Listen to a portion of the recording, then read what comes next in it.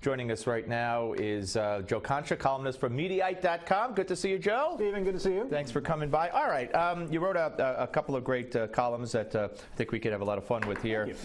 You talked about how from whether it's Sterling or whether it's Bundy, you don't believe that that it's about the politics of the person when it comes to the coverage of the media.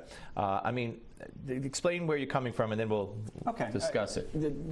A couple of obvious big stories that we've dealt with have been Clive and Bundy, Donald Sterling this week, and a gentleman named Robert Smith who writes for and works for ESPN, African American, said, with all the Sterling coverage, where was the outrage over Harry Reid and a Negro dialect? And you start to think, okay, well, Bundy's probably conservative, you know, based on his beliefs and keep my land, federal government. So. Sterling donated to Democrats, but he's apparently a registered Republican. That's what I hear. Yeah. Right, and Reid may or may not be a Democrat. Oh, that's right, he's a Senate Majority Leader. So I'm starting to think, all right, should we start taking these stories and basically lining it up with a political party? Or is it just a bunch of old guys who were raised in a different generation, different era, and just don't quite know better than younger people who are more sensitive to race? But you think that's why, I mean, so you think it's coincidental that the people who are covered and where the stories blow up around, that it's just coincidental that they fit what you just described? Yeah, Sterling's 80.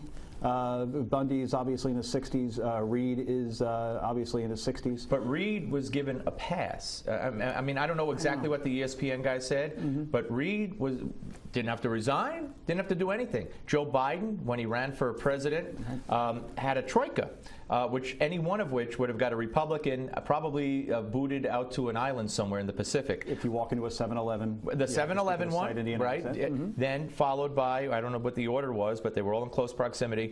The Washington Post editorial board he sat down with, and they were talking about education, and they asked him, why is education better in Iowa than in D.C.? He said, well, look at how many minorities you have in D.C. compared to Iowa. But he said, what is it, 2% in Iowa? And, of course, Obama's the first, I'm paraphrasing, clean, articulate black person ever to run for president.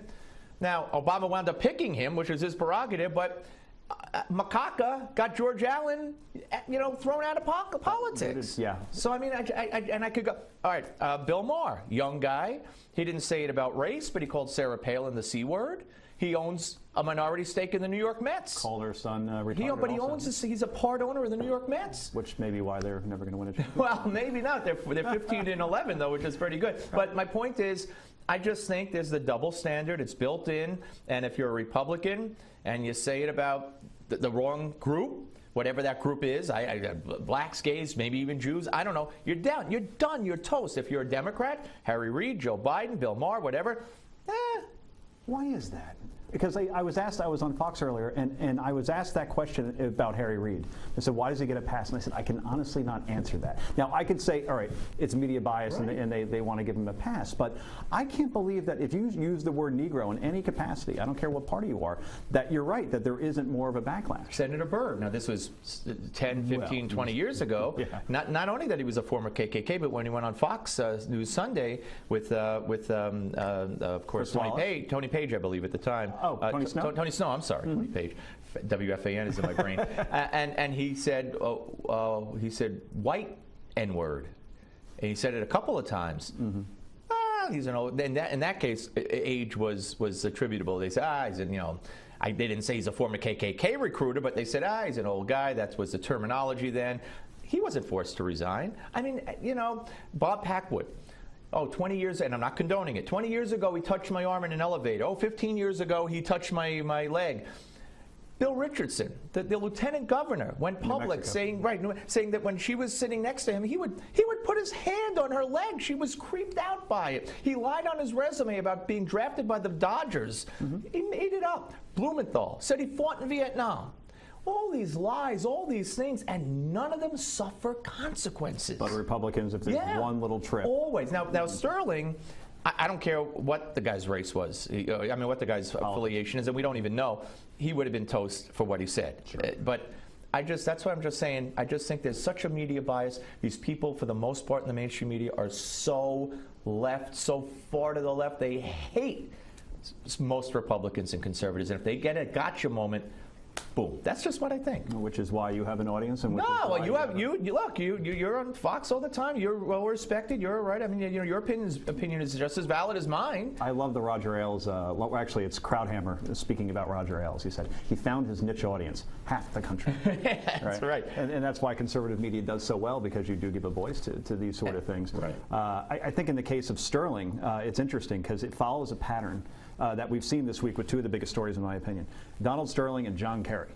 John Kerry was getting you about secret recordings. You wrote about that. Yeah. Yes. And you have Kerry saying this, but what no one talks about is that was secretly recorded by a guy from the Daily Beast named Josh Rogan. Yes, yes. And Donald Sterling was secretly recorded as well. Yeah. And you could go on with the examples. We may have a different president, a whole different perspective if Mitt Romney wasn't recorded making that 47% comment. Absolutely. That's a deep hole he almost dug out of. Yeah. Right? Yeah. I don't know if you would have been crazy about a Mitt Romney as president, Well, but I think compared to what we have now, I guess I would have been secretly thrilled. recorded. And why is it? Let me get a prop out here for a second, which is a huge prop, by the way, because I could record you. In fact, I have right now. This whole thing is being recorded. That's fine. By the folks in the Good. Write a nice big article. Boom. But it used to be what you have to wear a microphone and right, wired up for the FBI, you know, and the movies.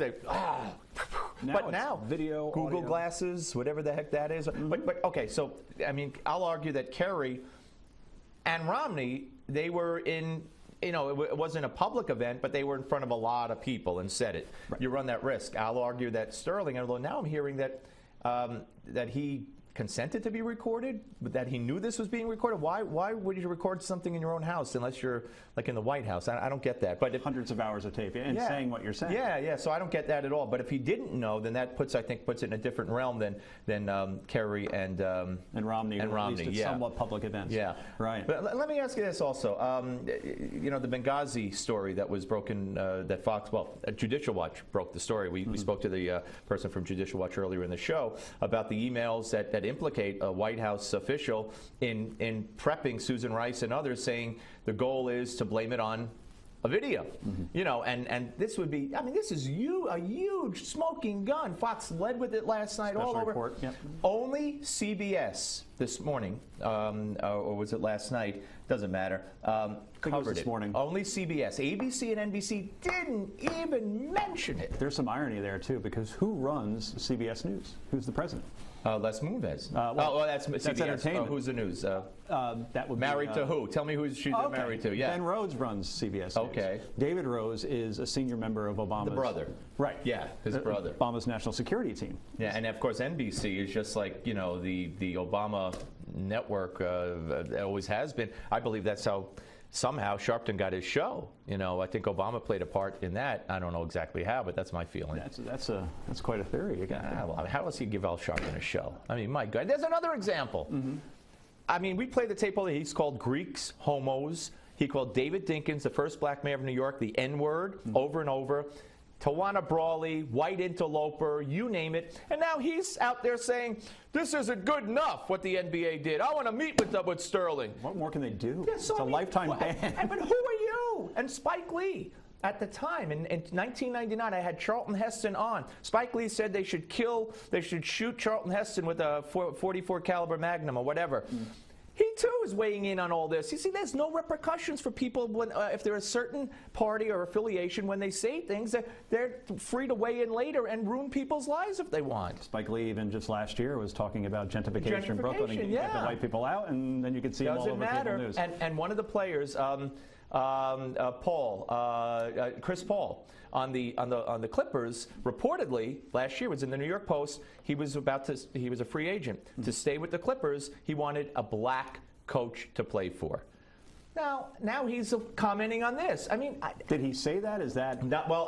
The New York Post said according to sources, many sources. I love an I'm just saying. So they got Doc Rivers, so I guess he got his way. They did, he did, and they went through great lengths to get him. A big trade and the whole that was unorthodox. Anyway, great to talk to you. Yeah, Steve, always great to see you. Joe Concha, read him at Mediaite.com. You watch him on Fox, and you still do CNN and others. You're I'm everywhere. over. But Newsmax is my #1 choice. There you go. I have the Newsmax and we are on tape. He has said that on tape. tape. That's true. So it can never be denied, ladies and gentlemen. That's a promo within this segment. And we just did. And it will only enhance and boost his career, as a matter of fact, unlike others who were caught on tape. All right, we're coming back, folks, with Gimme 5 right here on the Steve Malzberg Show on Newsmax Television.